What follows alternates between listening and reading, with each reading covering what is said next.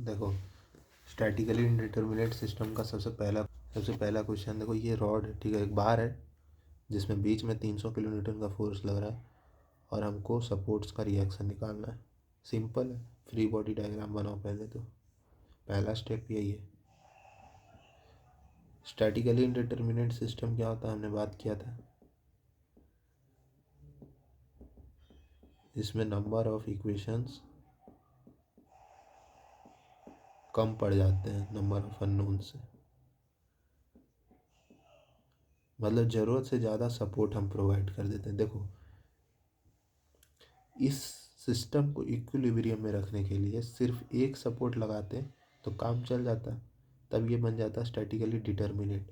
पर हमने क्या किया, इसे ओवर रिजिड बना दिया, दो सपोर्ट लगा के, अननेसेसरी का, ठीक है, ज़बरदस्ती वाला काम। तो ऐसा नहीं है ज़बरदस्ती वाला, ये ज़्यादा लॉन्ग लास्टिंग होगा तो वो अलग बेनिफिट है इसका, लेकिन हमने काम इससे भी चल जाता, ठीक है, पर ओवर रिजिड करने की वजह से अब ये मैकेनिक्स के इक्वेशन से सॉल्व नहीं होगा। मैकेनिक्स का इक्वेशन कहने का मतलब sigma F X is equals to zero, sigma F Y is equals to zero, और मोमेंट वगैरह, खैर मोमेंट ये सब का तो लेने का ज़रूरत भी नहीं पड़ेगा यहाँ पे। Sigma F X is equal to zero से डायरेक्टली सॉल्व नहीं हुआ, यहाँ पे हम लोग को सॉम का कॉन्सेप्ट लगाना पड़ेगा। तो इसी को कहते हैं स्टैटिकली इनडिटरमिनेट सिस्टम।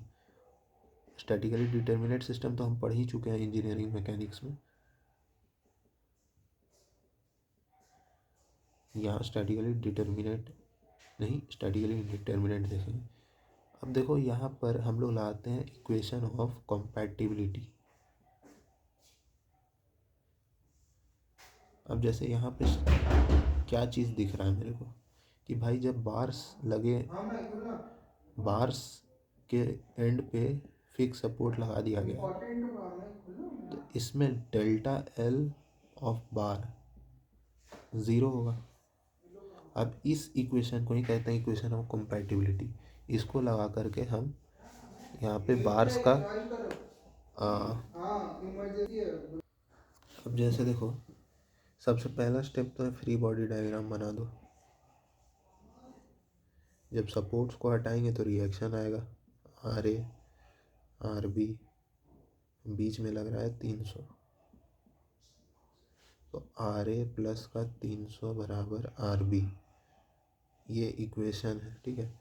अब हम लगाएंगे इक्वेशन ऑफ कंपैटिबिलिटी। ये ए है, बी है, सी है, लेंथ वगैरह दिया हुआ है, ये L/3 लेंथ है, ये 2L/3 है, ई दोनों के लिए सेम है, ठीक है, सेम ही मटेरियल का है, A B B C section same material का है।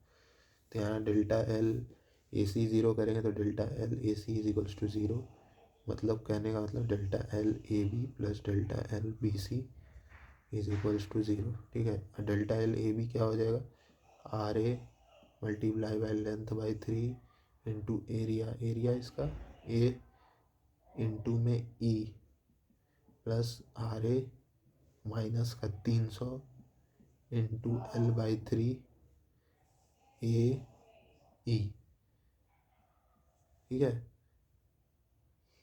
आर बी का वैल्यू हमने, एक मिनट, यहाँ फिर से गलती, माइनस हो गया, आर ए माइनस का 300 लेंगे, ठीक है,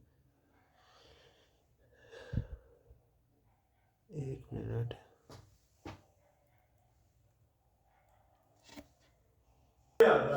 देखो यहाँ पे आर ए प्लस 300 ही लेंगे, हालांकि माइनस, ठीक है, सही था हमारा, ठीक है, गलत कुछ नहीं था, सही था, ठीक है।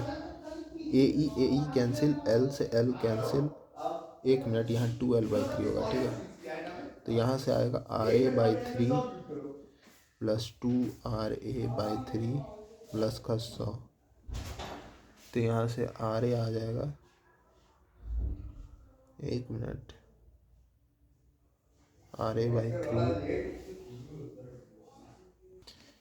यहाँ 300, यहाँ 200 होगा, ठीक है, 2/3 इंटू 300 है ना, तो यहाँ से आ जाएगा RA का वैल्यू माइनस का 200। इट मीन्स RA का जो डायरेक्शन है वो गलत है, ये ऐसे लगेगा। और RB का वैल्यू कितना आ जाएगा, माइनस का 200 प्लस 300 यानी आर बी का वैल्यू 100 आ जाएगा। आर बी का वैल्यू सही है, साइन सही है, ठीक है। तो इस तरह से हम लोग इक्वेशन ऑफ कंपैटिबिलिटी लगाते हैं। और क्वेश्चन देखते हैं। अब देखो इसी में अलग अलग वैरायटी का क्वेश्चन कर सकते हैं हम। उस क्वेश्चन को डिस्कस नहीं करके उसके वैरायटी को डिस्कस कर लेते हैं। जैसे देखो यहाँ एरिया और मॉडुलस ऑफ इलास्टिसिटी हमने सेम लिया था, ठीक है, सिर्फ लेंथ का डिफरेंस रखा था, ठीक है। तो कुछ क्वेश्चन ऐसा हो सकता है जहाँ पे एरिया और मॉडुलस ऑफ इलास्टिसिटी को भी वेरी कर दे, ठीक है। तो वहाँ पर कुछ नहीं, बस अलग अलग एरिया लिखना पड़ेगा और A1 E1 लिखना पड़ेगा। वहाँ पे ये कैंसिल आउट नहीं होगा, सिंपल सा बात है, ठीक है। तो उसको अलग से अब कराने का कोई सेंस नहीं बनता, वो खुद से कर लेना। तो ये था एक वैरायटी। देखो ये दूसरा वैरायटी का एक क्वेश्चन, अच्छा क्वेश्चन है, बढ़िया है, ठीक है। तो यहाँ पे एक स्टेप्ड मार दिया हुआ है, लेकिन इन एक फिक्स सपोर्ट, एक रिजिड सपोर्ट के और इस वाले बार के बीच में 0.8 mm का गैप दिया हुआ है, ठीक है। तो अब अपने को बताना है ये ए है, ये बी है, ये सी है, ठीक है। अपने को बताना है कि reaction force at lower support, मतलब सी पॉइंट पर रिएक्शन फोर्स कितना होगा, ठीक है, ये बताना है। आर सी का वैल्यू बताना है। अब इनिशियल केस में तो ये जब इससे टच में नहीं आएगा तब तक आर सी लगेगा ही नहीं, ठीक है। तो अभी तो आर सी लगेगा ही नहीं। आर सी कब लगेगा, उसके लिए हमको पहले इस सिस्टम का चेंज इन लेंथ निकालना पड़ेगा, ठीक है, डेल्टा एल ऑफ ए सी, ठीक है, ये हमको निकालना पड़ेगा। तो डेल्टा एल ए सी का देखो, और यहाँ पर एक फोर्स छूट गया था 40 किलो न्यूटन का, ठीक है। तो इन एक फोर्स तो यहाँ पे सपोर्ट पे आएगा, एक 40 किलो न्यूटन यहाँ पे लग रहा है। तो इन दोनों फोर्सेस के वजह से जो इस एसी रॉड का या एसी बार का डिफ्लेक्शन जो है डेल्टा एल ए सी, अगर वो मेरा 0.8 mm से ज़्यादा आ गया, ठीक है, तो मेरा आर सी डेवलप होगा, सी पॉइंट पे मेरा आर सी आएगा। अगर कम पड़ गया तब तो ये इससे पहले ही, तब तो टच में ही नहीं आएगा। कम या जस्ट बराबर पे भी नो आर सी। तो सबसे पहले तो मेरे को चेक करना पड़ेगा कि आर सी है भी या नहीं, क्योंकि ये N A T type question है, ठीक है। तो एन ए टी में ज़ीरो आंसर भी आ सकता है, ठीक है। उसके लिए पहले हमको डेल्टा एल ए सी निकालना पड़ेगा। उसके लिए हम क्या करेंगे, इसको अलग से कंसीडर करके इसका चेंज इन लेंथ निकालेंगे। ये आर ए, ठीक है, ये 40,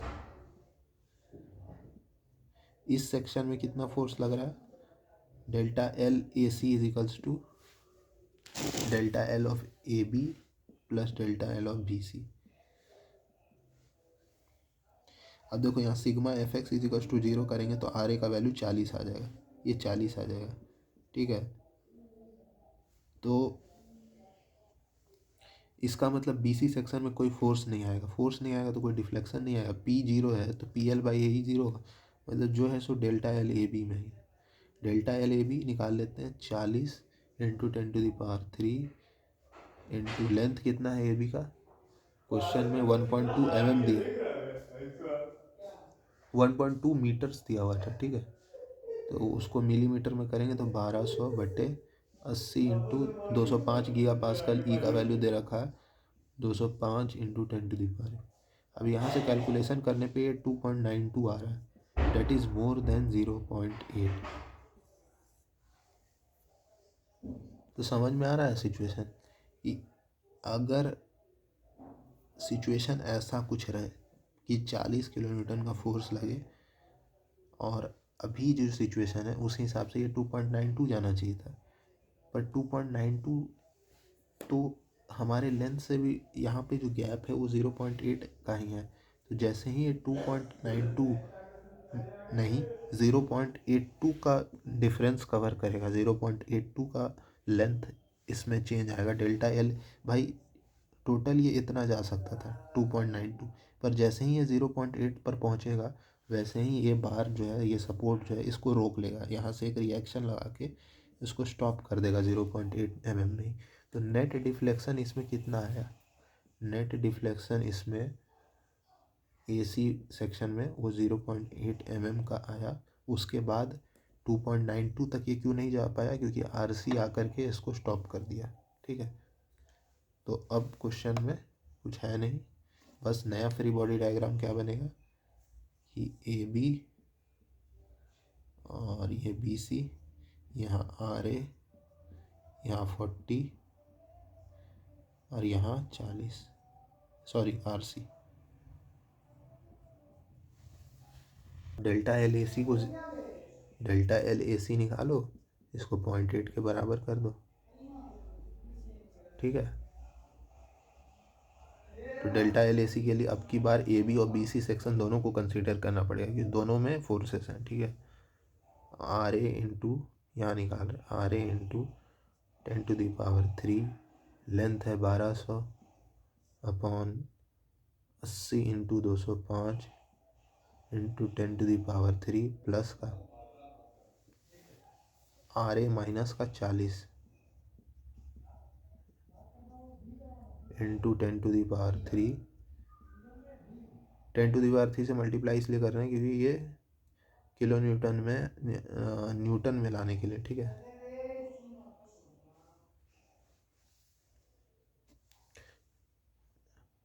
और लेंथ कितना हो जाएगा इसका 2400, 160। हालांकि नहीं भी मल्टीप्लाई करेंगे तो कोई दिक्कत नहीं 10⁻³ से, क्योंकि अल्टीमेटली वो जीरो में ही चला जाएगा। एरिया 160 है, ई का वैल्यू उतना ही है 205 इंटू 10⁻³। इसको 0.8 से इक्वेट कर देंगे तो यहाँ से हमको RA का वैल्यू पता लग जाएगा 25.46। अब RA पता लग गया तो RC भी पता लग जाएगा 14.54।